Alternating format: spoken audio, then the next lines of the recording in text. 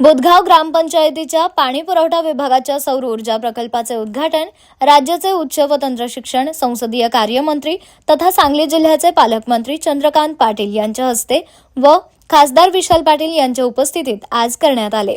जिल्हा वार्षिक योजना व जिल्हा परिषद स्वनिधी यांच्या संयुक्त निधीतून हा प्रकल्प उभारण्यात आला आहे।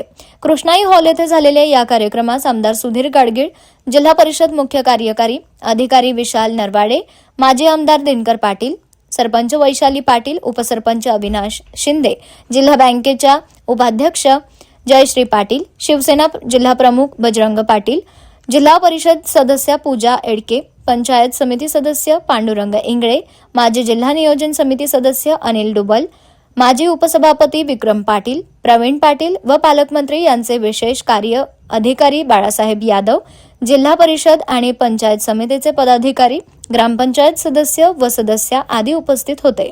उपस्थितांना स्वातंत्र्य दिनाच्या शुभेच्छा देऊन पालकमंत्री चंद्रकांत पाटील म्हणाले, स्वातंत्र्याच्या शतकपूर्तीपर्यंत विकसित भारताच्या स्वप्नपूर्तीसाठी आदर्श काम उभारावे।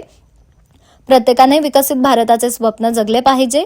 आदर्श काम उभारत विकसित देश घडवण्यासाठी योगदान दिले पाहिजे।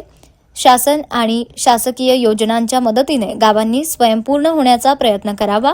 शहराकडील स्थलांतर थांबवण्यासाठी गावातच मूलभूत सोयी सुविधा उपलब्ध करून द्याव्यात, असे ते म्हणाले। खासदार विशाल पाटील यांनी जिल्हा वार्षिक योजनेतून मोठ्या ग्रामपंचायतींना सौर ऊर्जा प्रकल्प द्यावेत अशी मागणी केली, तर हरिपूर, बेसूर आणि नांद्रे येथेही सौर ऊर्जा प्रकल्प बसवावेत अशी विनंती आमदार सुधीर गाडगीळ यांनी यावेळी केली।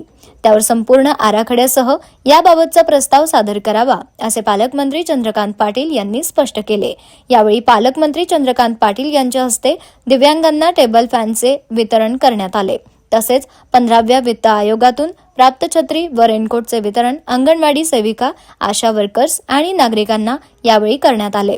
ग्रामपंचायतीच्या पाणी पुरवठा तक्रार निवारण केंद्राचे उद्घाटन करण्यात आले।